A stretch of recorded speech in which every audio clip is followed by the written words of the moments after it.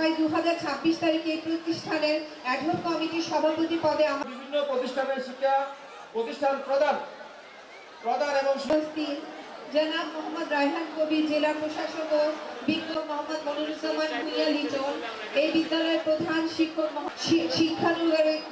শিক্ষানুরাগী সাবেক সভাপতি পঞ্চমী আমরা অনুরোধ জানাচ্ছি স্যার এরা আমাদের বিভিন্ন প্রতিষ্ঠান প্রদান হয় শিক্ষা মন্ত্রণালয় এবং প্রাথমিক গণশিক্ষা মন্ত্রণালয়ের সুযোগ্য চাহিদা বলে এখানে একটি বিজ্ঞানাগার উনি নিজ প্রযুক্তির ব্যবস্থা করা হয়েছে। শিক্ষা ক্ষেত্রে জনাব তারেক রহমান আধুনিক আমরা যখন যা গঠনের যে উদ্যোগ গ্রহণ করেছেন এবং বাস্তবায়ন করছেন ওনার সার্বিক সহযোগিতা চলমান থাকা অত বেশি বড় স্বপ্ন দেখে না স্যার। এখানে দরিদ্র পরিবারের সন্তানেরা দীর্ঘদিন ওনার কাছে আমরা ঋণী থাকবো এবং এই ঋণ পরিশোধ করবে আমাদের নিজা বেশ প্রদান করছেন।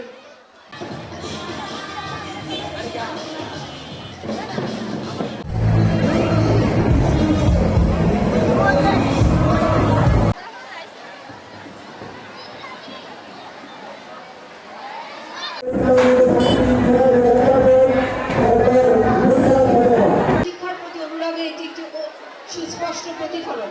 বিদ্যালয় শিক্ষার একজন বিশিষ্ট সমাজসেবক, তিনি পঞ্চমীধার উচ্চ বিদ্যালয়ের প্রাক্তন ছাত্র। দেখেছি আপনার কল্যাণ ট্রাস্ট উৎসব ভাতা থেকে 7,000 কোটি টাকা আত্মসাৎ করেছে এবং 2022-এর পরে আর কোন শিক্ষককে রিটায়ারমেন্ট গেলে কল্যাণ ট্রাস্ট এবং অবসর ভাতা দেওয়া হচ্ছে না। এই বিষয়ে আমরা পদক্ষেপ নিয়েছি। আপনাদের 65,000 শিক্ষক রয়েছেন এই যাবৎ যারা পাননি। আমরা এই জুলাই মাসের শেষে একটি টোকেন অর্থাৎ ন্যূনতম পক্ষে 1 লাখ টাকা করে হলো আমরা আমাদের এই যাত্রা এই বছরে এই জুলাই শেষেই আমরা শুরু করব। সকলে মিলে প্রতিযোগিতার মতো নেমে এই অঞ্চলের সকল শিক্ষার্থীদেরকে আপনারা তাদেরকে দেখে রাখবেন। আমাদের প্রধানমন্ত্রীর আগামীর ভাবনা বাংলাদেশকে শিক্ষিত জাতি করা, এই ভাবনার সাথে আপনারা তাল মিলিয়ে চলবেন। ইতিমধ্যে আপনারা দেখেছেন এসএসসি পরীক্ষা আমি কিছুটা এগিয়ে এনেছি, এইচএসসি পরীক্ষা কিছুটা এগিয়ে এনেছি। তার কারণটি হলো সিলেবাস শেষ হওয়ার পর পরীক্ষা নেওয়ার ব্যবস্থা আমরা করব, যেন কোনো সেশন জট না থাকে। বিশ্ববিদ্যালয়ের সাথে সমন্বয় করে আমরা তাদেরকে লেখাপড়া করাবো, যেন ওই 12 বছরের লেখাপড়া ইন্টারমিডিয়েট তার সাথে 6 বছরের মানুষ স্কুল যায়, 18 বছরের মধ্যেই যেন সম্পন্ন হয়। সেই জন্য সেইভাবে আমরা সিলেবাস শেষ করছি। আগামী দিনে 2007-এ আমরা পরিমার্জন করে বইগুলো দিচ্ছি, 2028-এ আমরা কারিকুলামে অনেক পরিবর্তন আনবো এবং যেই পরিবর্তনগুলো হবে বিশ্বায়নের যুগে যে শিক্ষা ব্যবস্থা প্রবর্তন করা হয়েছে সেই শিক্ষা ব্যবস্থা আমরা প্রবর্তন করব। আগামীকরণের বিষয়ে আমরা একটি নীতিমালা প্রস্তুত করব বলে আমি হুইপ মহাজয়ের সাথে আলোচনা করেছি।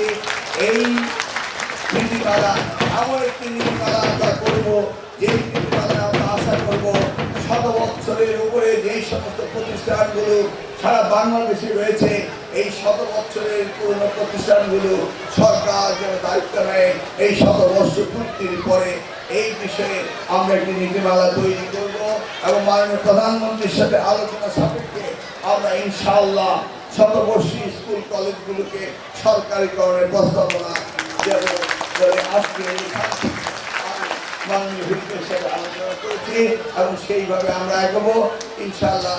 আশা করছি এটা একদিন বাস্তবতার মুখ দেখবে। অনুযায়ী আগামী জুলাইয়ের পর থেকে সারা বাংলাদেশে প্রত্যেকটি প্রাথমিক বিদ্যালয়ে মিড ডে মিল চালু হবে। ওরা নির্দেশ মোতাবেক আমরা আনন্দময় শিক্ষার দিকে যাচ্ছি। শিক্ষা মানে সারাদিন বই পড়া এবং জিপিএ পাস পাওয়া তা নয়। আনন্দময় শিক্ষা তোমাদের হতে হবে।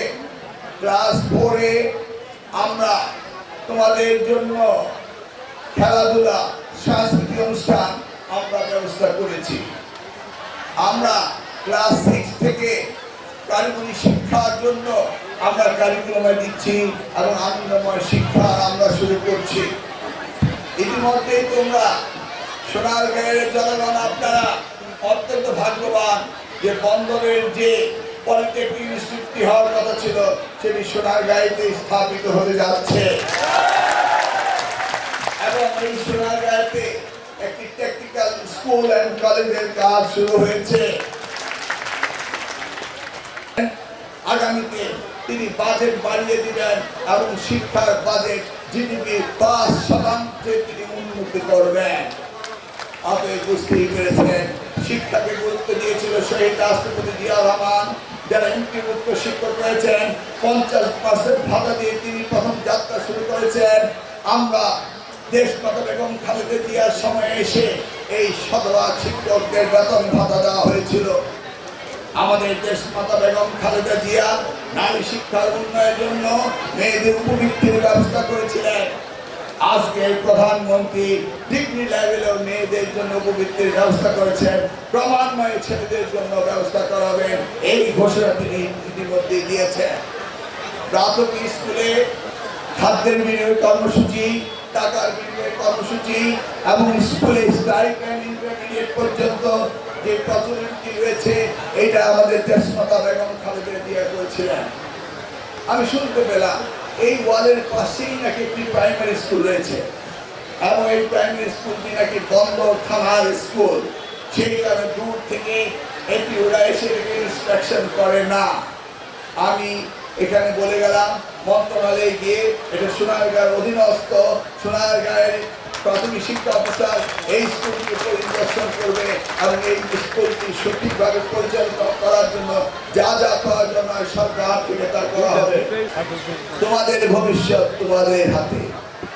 আমরা অভিভাবকরা শুধু চেষ্টাই করতে পারবো। ইনশাআল্লাহ তোমাদের জন্য আমরা যা যা প্রয়োজনীয় তা তা করবো।